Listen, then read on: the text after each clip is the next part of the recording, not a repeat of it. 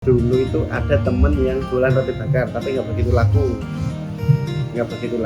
Terus pas temen saya itu mau KKN, itu seperangkat alat gerobak dan isinya itu dijual. Terus dijual, langsung saya beli tapi ngebon. Saya beli waktu itu cuma modal 200.000 buat modal awal, yang mau buat awal jualan. Kalau dari temen itu dulu cuma 800.000 itu simtangi. Nah, jadi cuma modal roti bakar itu cuma 200.000 sebenarnya. Halo Sobat Skuter, saya Rima dan teman saya Pras. Kami dari kelompok 13 mau ngajak teman-teman ke cabang roti bakar skuter yang ada di Beringin. Yuk ikuti terus videonya.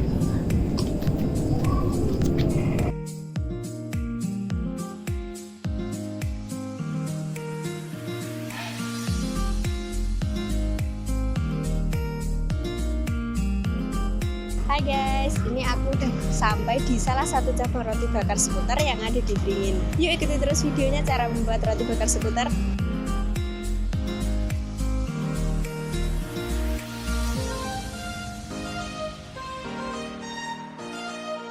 Perkenalkan, nama saya Farid Hidayat, asal dari Wonosobo. Berdiri itu roti bakar itu 2015.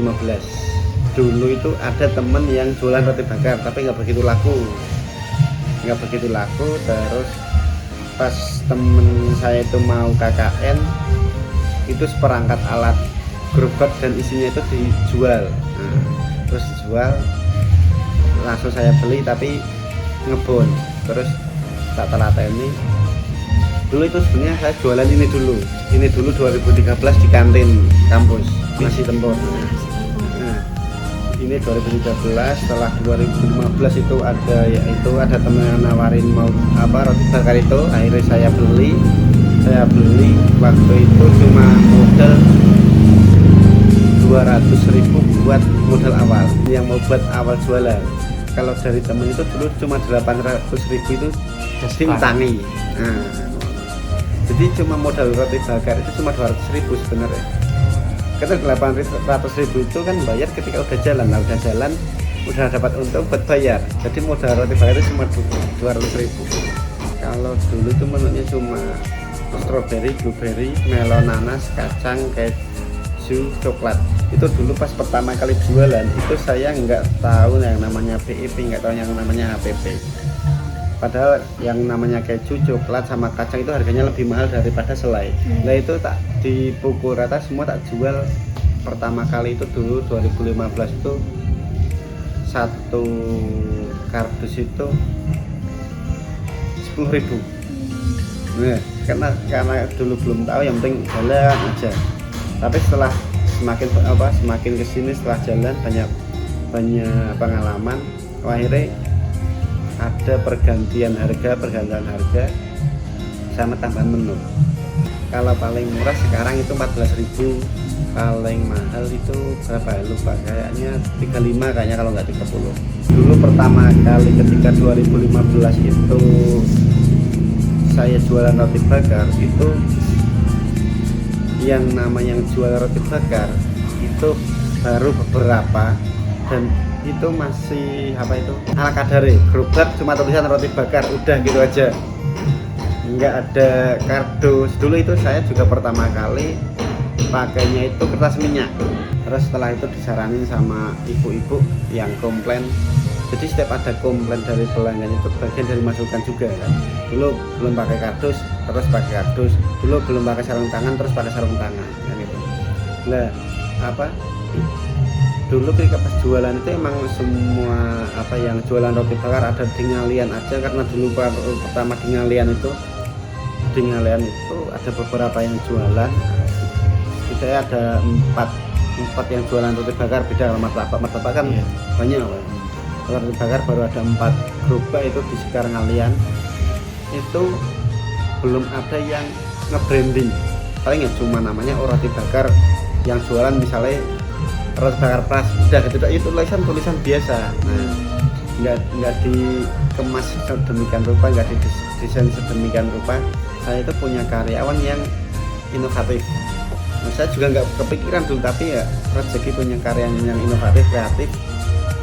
Akhirnya didesainin menu, pertama baru menu, desain baru menu, terus wah kok apik ya, terus ngobrol-ngobrol langsung tak desainin tuh apa, desain bener-bener desain yang bagus, yang rapi.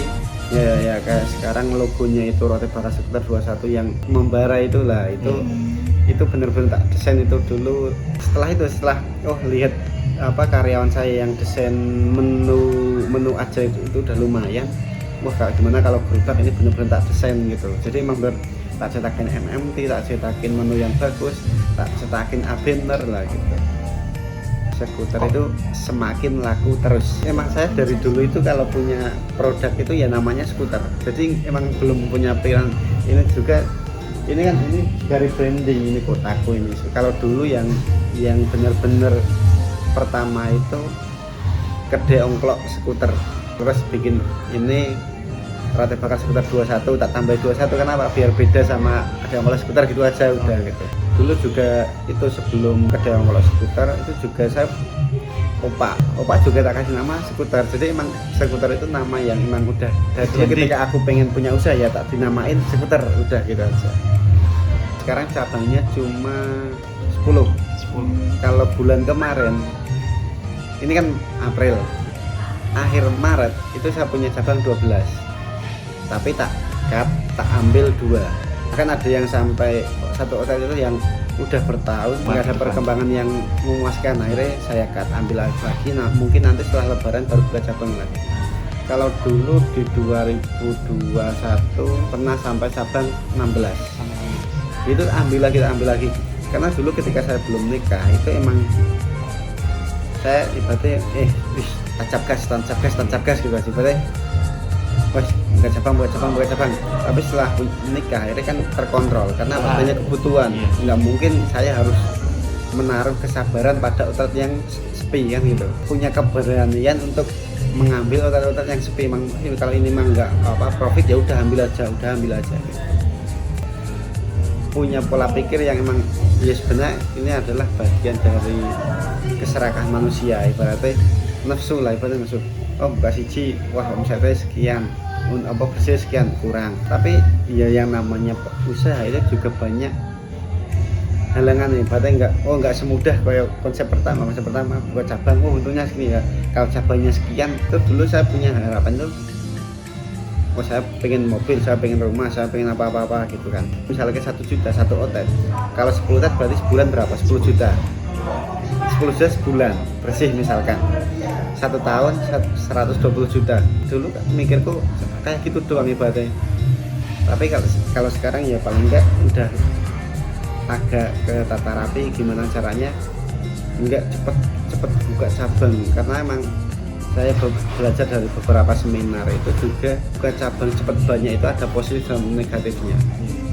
Kalau positifnya, kalau banyak yang franchise itu yang ownernya pasti banyak, tapi kalau yang beli franchise-nya itu belum tentu. Nah, gitu. Makanya dari sampai sekarang itu Roti Bakar itu kalau ada yang franchise itu emang saya kasih harga yang tinggi. Kenapa? Di sisi lain saya tidak memberikan harapan pada ROI-nya itu berapa bulan udah kembali modal, itu enggak, karena emang ya ada plus minus lah gitu lah. Hambatannya jelas satu, habis waktu, tenaga, pikiran itu habis. Saya dulu ketika saya menjalankan 2 usaha sambil kuliah, sambil organisasi juga, itu habis di waktu, memang benar-benar habis di waktu. Pontang-panting sana sini. Ini cara ngambil keuntungan yang jelas tidak. Kalau sekarang saya tahunya apa? Ya paling enggak harus tahu HPP-nya. Ya udah itu aja kan gitu. Kalau dulu ya saya nggak tahu, ibarat emang, kalau dulu saya itu yang penting jualan dulu, untungnya nanti. Tapi kalau sekarang ya harus seimbang, karyawan kepercayaan. Berarti mas saya ngontrak satu tempat di Beringin itu buat mes karyawan, sama sekarang buat gudang barang. roti barang itu semua tiap hari itu order, jadi baru semua, enggak sebulan sekali gitu. Itu tiap hari juga dikirim mas, setelah dikirim nanti dibagi tinggal per outlet ini nanti seperti kayak Alfamart, Indomaret itu kan enggak habis berapa, itu kan nggak mungkin karyawan itu minta barang ke pusat kan nggak mungkin, tapi kan berdasarkan laporan data.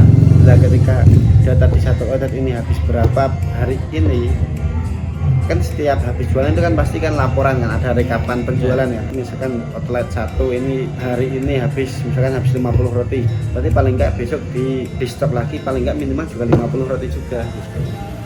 Ya kalau per outlet ya minimal ya 30. Kalau nentuin rasa ini rasanya ya bisa, tapi kan itu bagian dari yang belum terlalu penting.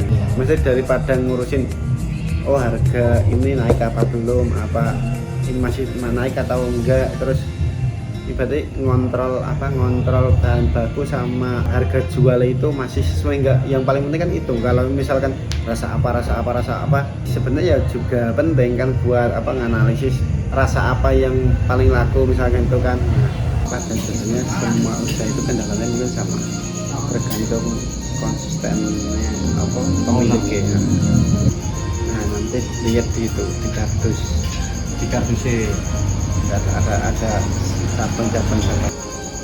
cabang itu ada 2, yang satu saya langsung, yang kedua itu yang saya percaya bagian gudang, yang bagian mendisplay, bagian yang nata barang itu. Motivasi buat muda yang ingin juga usaha biar bisa kayak bapak, bisa juga produk banyak, itu gimana?